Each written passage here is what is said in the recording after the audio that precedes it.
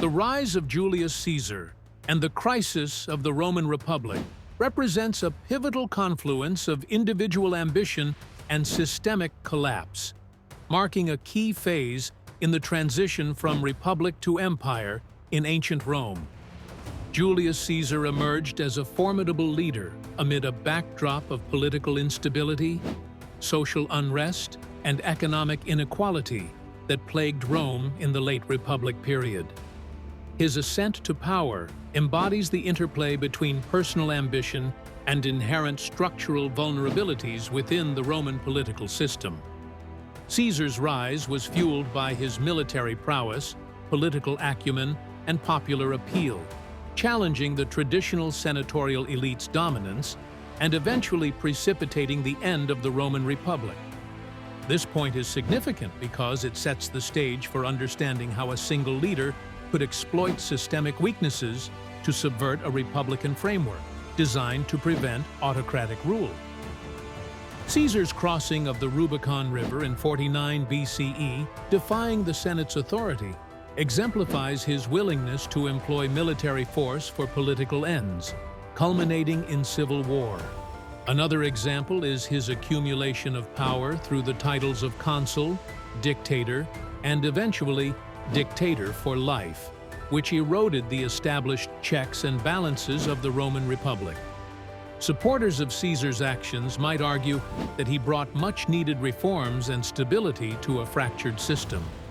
His policies aimed at addressing debt relief, land distribution to veterans, and the expansion of citizenship were popular among the masses and contributed to his enduring legacy. However, his consolidation of power raised significant challenges and controversies. Critics, including his contemporaries like Cicero and Cato, warned against the erosion of republican ideals and the dangers of concentrating power in one individual, fears that were manifest in his assassination in 44 BCE by senators who viewed him as a tyrant, undermining centuries of tradition. The rise of Caesar is intrinsically linked to the broader narrative of the fall of the Roman Republic, highlighting how personal ambition and systemic failures can intertwine to reshuffle power structures. It also influences subsequent aspects of the main topic, as the Civil War and the establishment of autocratic rule under Augustus, Caesar's adopted heir, were direct consequences of the essential crisis initiated during Caesar's rise. This highlights the perennial tension between republican ideals and autocratic efficiency, a theme that resonates in political discourse to this day. Exploring Caesar's trajectory offers insight into the fragility of political systems and the ease with which they can be destabilized by charismatic leaders with expansive ambitions. The First Triumvirate was an informal political alliance between three prominent Roman politicians: Julius Caesar, Pompey the Great, and Marcus Licinius Crassus. Formed around 60 BCE, this unofficial coalition aimed to dominate Roman politics by leveraging their collective influence and resources. Each member of the triumvirate brought distinct strengths. Caesar offered military prowess and popularity. Pompey contributed his veteran army and prestige, and Crassus added immense wealth to the equation. The First Triumvirate's impact was significant as it represented a critical step in undermining the Roman Republic's political structures, setting the stage for Caesar's eventual domination. The significance of this alliance is profound in the context of how Caesar overthrew the Republic. By bypassing the traditional senatorial protocol, these leaders were able to push their agendas forward and amass unprecedented power, sowing distrust and discord within the Senate. Their collaboration effectively sidelined the checks and balances of the Republic and demonstrated the fragility of Roman political institutions when faced with concentrated personal power. One notable example of their influence was in 59 BCE, when Caesar, serving as consul, passed essential legislation that served both agrarian reforms to appease the people and agreements to benefit his allies. Another key example is the Eastern Settlement, where Pompey's arrangement after his victories in the east was ratified with the support of his triumviral partners, further consolidating their dominance. However, the First Triumvirate faced its share of challenges and controversies. Critics argued it undermined the Republic's core principles by prioritizing personal ambitions over the collective will of Rome. Additionally, internal tensions arose, especially after Crassus's death in 53 BCE, which led to an imbalance that spiraled into conflict between Caesar and Pompey, eventually culminating in civil war. Some historians contend that the triumvirate was an inevitable evolution given Roman society's inherent weaknesses and the ambitions of its leaders. Yet, others argue that it epitomized the erosion of republicanism, illustrating that personal alliances could bypass the intended governance frameworks. The collapse of the First Triumvirate directly links to Caesar's eventual rise as a dictator.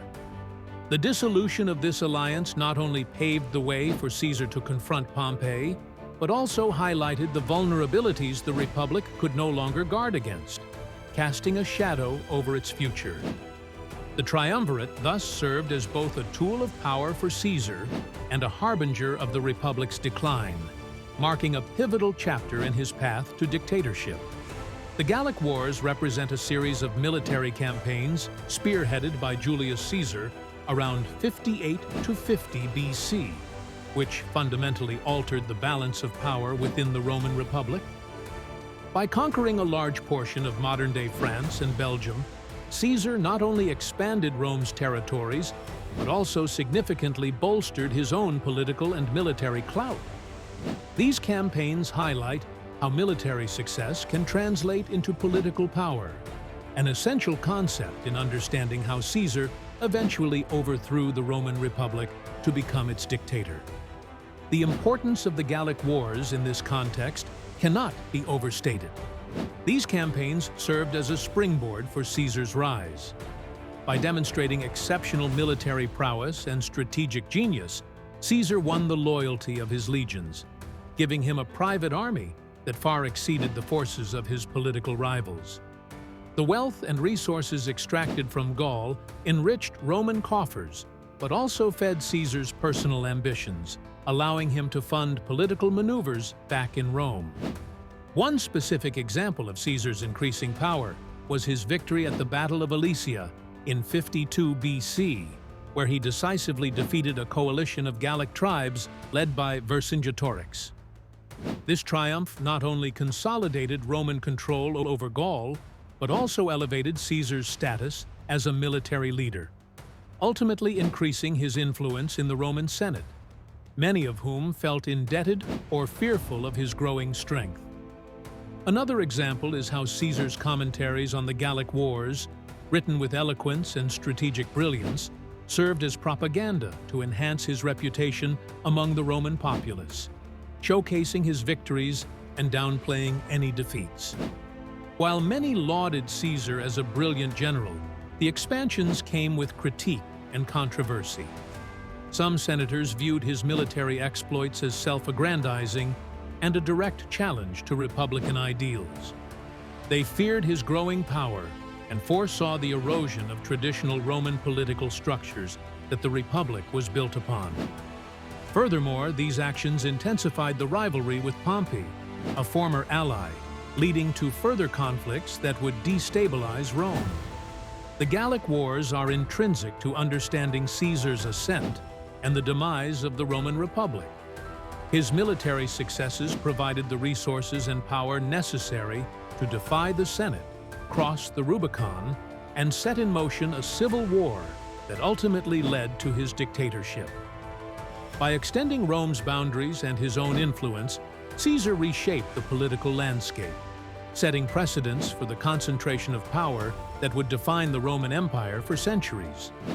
The phrase "crossing the Rubicon" refers to a pivotal moment in history when Julius Caesar, in 49 BCE, led his army across the Rubicon River, marking the boundary between the Roman province of Cisalpine Gaul and Italy proper. By Roman law, a general leading an army into Italy without disbanding his troops was an act of treason. Caesar's actions were a direct defiance of the Roman Senate's authority, essentially declaring war on the Republic. This bold move sparked a civil war, which ultimately led to the end of the Roman Republic and paved the way for Caesar to become dictator. The significance of this event cannot be overstated. By crossing the Rubicon, Caesar set in motion a chain of events that facilitated the transformation of Rome from a republic, with a complex system of checks and balances, to a dictatorship under his control. This decision showcased his willingness to prioritize personal power over the Republic's well-being, significantly altering the course of Roman and, ultimately, world history. A real-world analogy can be drawn from more modern political figures who have defied legal or constitutional norms to maintain or expand their power. For instance, Napoleon's coup d'état in 1799 effectively ended the French Revolution and led to his dictatorship, echoing Caesar's rise to power. Another example might be Adolf Hitler's consolidation of power after the Reichstag fire decree and the Enabling Act in 1933, which provided legal justification for his subsequent actions and the transformation of Germany into a totalitarian state. Supporters of Caesar's decision might argue that Rome, at that time, was plagued by corruption within the Senate, and that strong leadership was necessary to restore order, Caesar being the man for the job. On the contrary, critics view his crossing of the Rubicon as reckless and an abuse of military power for personal gain, setting a dangerous precedent for future leaders. A major controversy surrounding this concept involves the broader historical debate of whether individual ambition or systemic failure led to the fall of the Roman Republic. Some argue that the Republic's decline was inevitable due to systemic issues and social unrest, while others believe that it was Caesar's ambitious leap that accelerated its demise. This act of crossing the Rubicon directly influenced other aspects of Caesar's overthrow of the Republic, like his subsequent battles and the political maneuvers that helped solidify his grip on power. It highlights the fragile nature of political systems and how single actions can precipitate sweeping changes, altering the landscape of history forever.